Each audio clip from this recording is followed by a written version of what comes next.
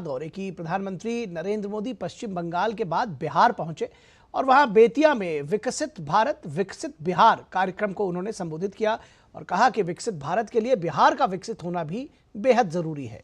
प्रधानमंत्री ने कहा कि बिहार में विकास का डबल इंजन लगने के बाद विकसित बिहार से जुड़े हुए कार्यों में और भी तेजी आ गई है। उन्होंने कहा कि डबल इंजन सरकार का प्रयास है कि बिहार के युवाओं को प्रदेश में ही नौकरी और रोजगार मिले। आरजेडी का नाम लिए बगैर उन्होंने कहा कि बिहार में जंगल राज लाने वालों ने सिर्फ अपने परिवार की चिंता की और प्रदेश के लाखों बच्चों का भविष्य दांव पर लगा दिया और किस तरह एक एक नौकरी के बदले जमीनों पर कब्जा किया गया। बिहार में जंगल राज लाने वाला परिवार बिहार के युवाओं का सबसे बड़ा गुनहगार है। जंगल राज के जिम्मेदार परिवार ने बिहार के लाखों नौजवानों से उनका भाग्य छीन लिया। ये एनडीए सरकार है जो इस जंगल राज से बिहार को बचाकर इतना आगे लाई है। और पीएम ने कहा कि एक तरफ नया भारत बन रहा है तो दूसरी तरफ आरजेडी, कांग्रेस और इंडी गठबंधन अभी भी 20वीं सदी की दुनिया में जी रहे हैं। उन्होंने कहा कि एनडीए सरकार कह रही है कि हम हर घर को सूर्य घर बनाना चाहते हैं, लेकिन इंडी गठबंधन अभी भी लालटेन की लौ के ही भरोसे है। प्रधानमंत्री ने राजद प्रमुख लालू प्रसाद यादव का नाम लिए बगैर उनकी बयानबाजी पर भी पलटवार किया। परिवार को लेकर दिए गए बयान का जवाब देते हुए पीएम ने कहा कि आज अगर बापू, लोकनायक या बाबा साहब होते तो उन्हें भी इंडी गठबंधन वाले कटघरे में खड़ा कर देते।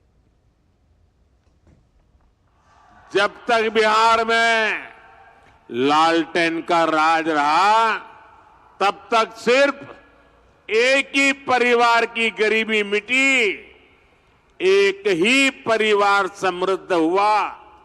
आज जब मोदी ये सच्चाई बताता है तो ये मोदी को गाली देते हैं। परिवारवाद और भ्रष्टाचार के कट्टर समर्थक ये आज पूज्य बापू, जेपी, लोहिया, बाबा साहब आंबेडकर को भी कटघरे में खड़ा करते। इन्होंने भी तो अपने परिवार को बढ़ावा नहीं दिया, बल्कि देश के हर परिवार के लिए जीवन खपा दिया। और प्रधानमंत्री नरेंद्र मोदी ने आगामी लोकसभा चुनाव में बीजेपी के 370 और एनडीए 400 पार का लक्ष्य रखा है। इसमें पूर्वी भारत के राज्यों की भी बड़ी भूमिका होने वाली है। 2 दिनों में पश्चिम बंगाल, बिहार और ओडिशा की जनसभाओं में प्रधानमंत्री ने 400 पार के संकल्प को किस अंदाज में लोगों के सामने रखा, आइए देखते हैं। विकसित भारत के निर्माण के लिए सबका प्रयास चाहिए, सबकी प्रेरणा चाहिए, सबकी सीख चाहिए, लेकिन इसके लिए एनडीए सरकार का 400 पार होना उतना ही आज जरूरी है कि नहीं है? कितना विकसित भारत विकसित बिहार के लिए पूरा देश कह रहा है, पश्चिम बंगाल कह रहा है, हर माता बहन कह रही है, अब की बार उड़ीसा का संकल्प क्या है, ये आज साफ साफ नजर आ रहा है। और ये संकल्प है अब की बार 400 पार। तो इस वक्त की जो खबर है वो ये है, ब्रेकिंग न्यूज़ की, शेख शाहजहां को सीबीआई की हिरासत मिल गई है और हाईकोर्ट ने शाहजहां शेख की कस्टडी का निर्देश दिया था और सीबीआई को शाहजहां शेख की कस्टडी मिल गई है। तो बड़े दिशा निर्देशों के बाद कहा जाए, संदेश खाली के मामले में सीबीआई ने शेख शाहजहां को हिरासत में ले लिया है और हाईकोर्ट के आदेश के बाद शेख शाहजहां की कस्टडी का निर्देश दिया था हाईकोर्ट ने, और उसके बाद सीबीआई को आज अब से थोड़ी देर पहले शाहजहां शेख की कस्टडी मिल गई है। तो ये भी एक खबर है। अभी हमारे मेहमान समीर चवगांवकर जी इसका जिक्र कर रहे थे। समीर चवगांवकर जी के साथ एक बार फिर से जुड़ते हैं। समीर जी, आप अभी इसी का जिक्र कर रहे थे कि अभी तक कस्टडी तक नहीं मिली है, तो किस तरह से जो पूरा घटनाक्रम है वो आपने देखा, और निश्चित तौर पर यह चौंकाने वाला भी है, कई सारे लोगों को शर्मसार करने वाला भी है, क्योंकि देश की राजनीति की दिशा पर भी जब चर्चा होगी तो इन सारी घटनाओं का जिक्र होगा। फिलहाल जो पूर्वी राज्यों का प्रधानमंत्री का दौरा रहा और 370 प्लस 400 की जो बात हुई, किस तरह से देख रहे हैं प्रधानमंत्री के इस दौरे को, और किस तरह से देखते हैं 370 और 400 का ये जो नारा है, कितना करीब पहुंच रही है एनडीए उसके?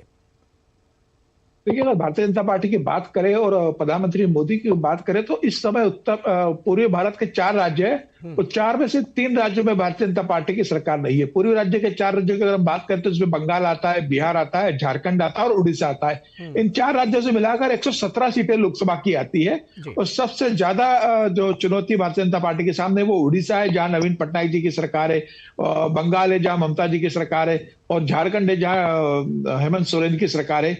बिहार में नीतीश कुमार भारतीय जनता पार्टी के साथ एनडीए में आ गए तो वह एनडीए की सरकार है। लेकिन प्रधानमंत्री मोदी की लोकप्रियता का यह आलम है कि बंगाल में भारतीय जनता पार्टी की सरकार न होने के बाद भी वहां पर जबरन स्तर से खबर आ रही है कि बंगाल की 42 में से 30 सीटें भारतीय जनता पार्टी जीतने जा रही है, और इस पहली बार होगा जब बंगाल में भारतीय जनता पार्टी ममता बनर्जी से ज्यादा सीटें लेकर आएगी। बिहार में सबको पता है कि पिछले बार भी भारतीय जनता पार्टी का कितना बेहतर प्रदर्शन रहा था, 17 सीटें भारतीय जनता पार्टी ने वहां से जीती थी। इस बार फिर भारतीय जनता पार्टी वहां बेहतर प्रदर्शन करेगी। झारखंड के अंदर भारतीय जनता पार्टी ने पिछली बार 11 सीटें जीती थी, मुझे लगता है, और कांग्रेस को और जेएमएम को 1-1 सीट मिली थी। इस बार पूरी की पूरी सीटें भारतीय जनता पार्टी झारखंड में जीतने के लिए जा रही है। उड़ीसा में जरूर नवीन पटनायक से थोड़ी चुनौती मिलेगी, लेकिन फिर भी उड़ीसा के अंदर भारतीय जनता पार्टी 10 के करीब सीटें जीत सकती है। तो मेरा ये कहने का तात्पर्य है कि उत्तर भारत के अंदर जहां भारतीय जनता पार्टी का संगठन मजबूत है, भारतीय जनता पार्टी की सरकार है, वहां तो प्रधानमंत्री मोदी की लोकप्रियता ही है। जहां पर विपक्ष की सरकार है वो इतने भ्रष्टाचार में डूबी हुई है कि वहां की जनता को भी लगता है कि अब उनको बचाने के लिए प्रधानमंत्री मोदी जैसा कोई नेता उनके राज्य में भी आना चाहिए। आप देखिए हेमंत सोरेन ने किस तरह का भ्रष्टाचार किया और झारखंड के मुख्यमंत्री जेल में चले गए। बिहार में तेजस्वी यादव के जब सरकार में थे नीतीश के साथ, तो किस तरह के उन्होंने अपना परिवारवाद चलाया, और लालू ने किस तरीके से प्रधानमंत्री के ऊपर व्यक्तिगत हमला किया था पूरा देश जानता है। इसके अलावा बंगाल में देखेंगे तो संदेश खाली की जो घटना होगी और जो मंत्री ममता बनर्जी के जेल में है, तो मुझे लगता है कि प्रधानमंत्री मोदी जिस तरीके से पूर्वी भारत के अंदर लगातार प्रचार का अभियान कर रहे हैं, आज बिहार के बेतिया में थे, अभी 2 दिन पहले प्रधानमंत्री मोदी ने बेगूसराय में और औरंगाबाद में 2 मार्च को रैली की आपने खास बात कही कि भ्रष्टाचार और परिवारवाद पर जिस तरह से जो एक तरह से केंद्रीय चुनाव मुद्दा बन रहा है, यानी कि मुख्य मुद्दा बनता जा रहा है, जनता निश्चित तौर पर अपने आप को इससे जोड़कर देख रही है। और आपने कहा कि जिन राज्यों में बीजेपी की सरकार नहीं, वहां भी जनता बहुत गौर से इन मुद्दों को देख रही है, प्रधानमंत्री को सुन रही है, समझ रही है, और निश्चित तौर पर उस हिसाब से वोटिंग भी करेगी। बहुत शुक्रिया समीर जी इस तमाम बातचीत और जानकारी के लिए, हमारे साथ जुड़ने के लिए। और यहां रुकेंगे एक छोटे से ब्रेक के लिए, कहीं मत जाइएगा, जल्द हाजिर होंगे।